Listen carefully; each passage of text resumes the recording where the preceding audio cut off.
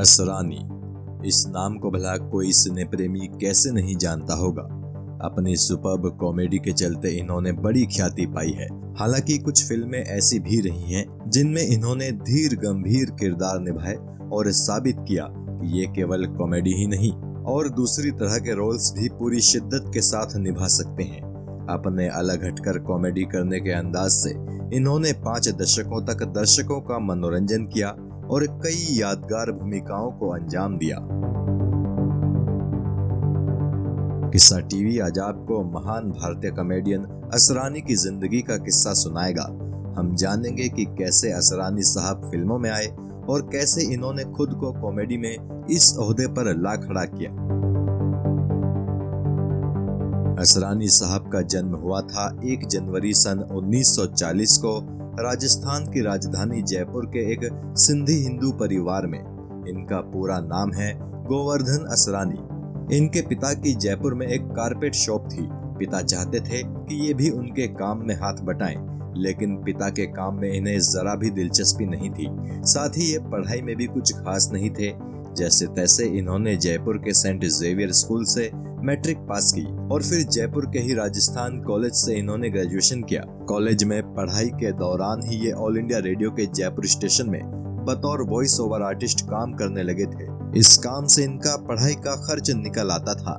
Radio station में काम करने के दौरान ही इनके मन में एक्टर बनने की चाहत ने जन्म ले लिया था। इसके बाद सन 1960 से लेकर 1962 तक इन्होंने एक्टिंग की क्लासेज ली और फिर इन्होंने रुख किया मुंबई का। मुंबई में एक दिन इनकी मुलाकात हुई किशोर साहू और ऋषिकेश मुखर्जी से।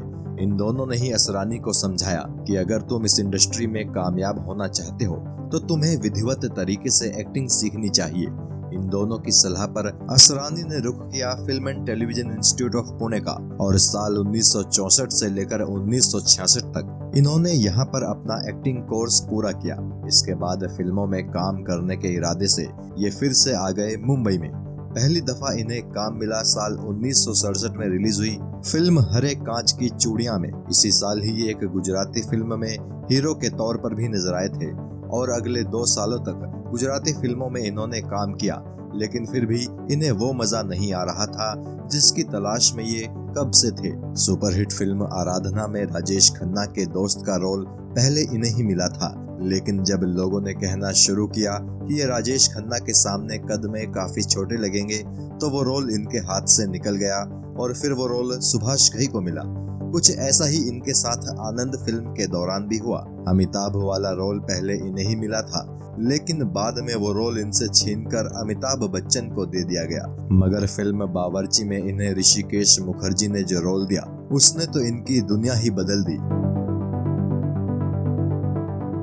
बावर्ची के बाद तो मानो ऋषिकेश मुखर्जी की फिल्मों के ये परमानेंट हिस्सा बन गए। ऋषिकेश दा की फिल्म नमक हराम में इन्होंने बड़ा ही शानदार काम किया। अब तक असरानी अभिनय की दुनिया का एक बड़ा नाम बन चुके थे। गुलजार साहब ने भी अपनी डायरेक्टोरियल डेब्यू फिल्म मेरे अपने में इन्हें काम दिया था और उसके बाद उनकी फिल्म परिचय में भी ये नजर आए।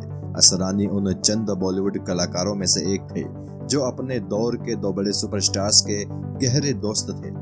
ये 2 सुपरस्टार्स थे राजेश खन्ना और अमिताभ बच्चन। और इस बात से कौन वाकिफ नहीं है कि इन दोनों ही सितारों के बीच में बाद में कितनी ज्यादा तल्खियां हो गई थी। असरानी के करियर की प्रमुख फिल्मों की बात करें तो ये अनामिका, अभिमान, चुपके चुपके, छोटी सी बात, मिली, अलाप, तपस्या, पति पत्नी और वो, नालायक, तकदीर वाला, दूल्हे राजा, बड़े मियाँ छोटे मियाँ, हेरा फेरी, गरम मसाला और दीवाने हुए पागल जैसी 200 से भी ज्यादा फिल्मों में नजर आ चुके हैं।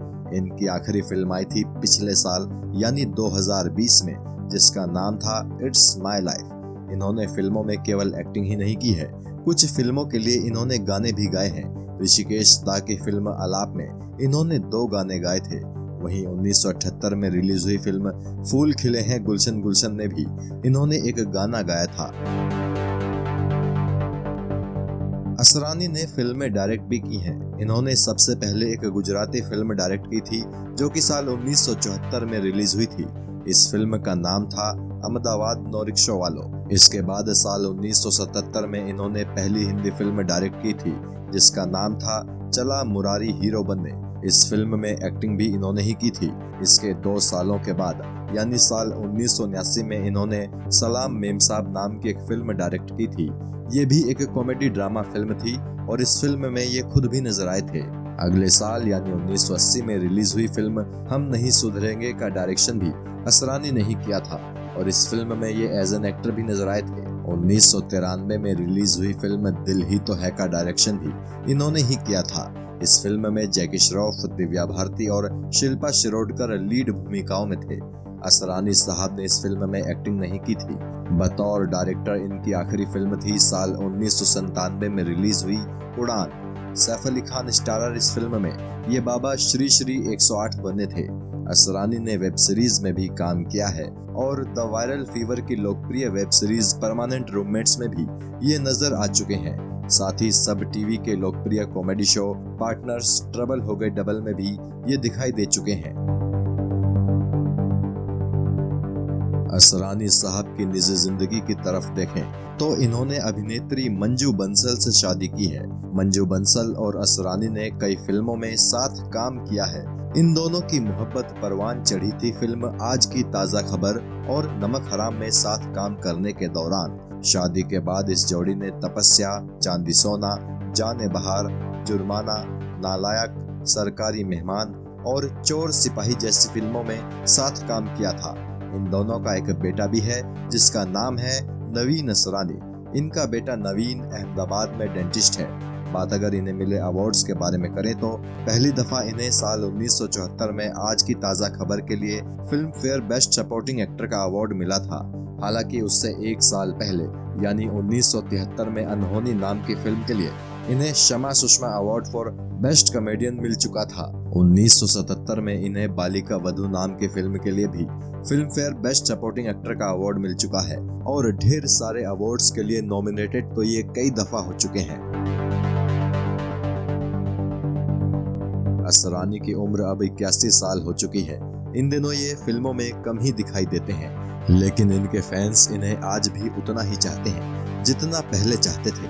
किस्सा टीवी भी इनकी अच्छी सेहत और लंबी उम्र की दुआ करता है और असरानी साहब फिर से अभिनय की दुनिया में लौटें ऐसी कामना करता है। जय हिंद।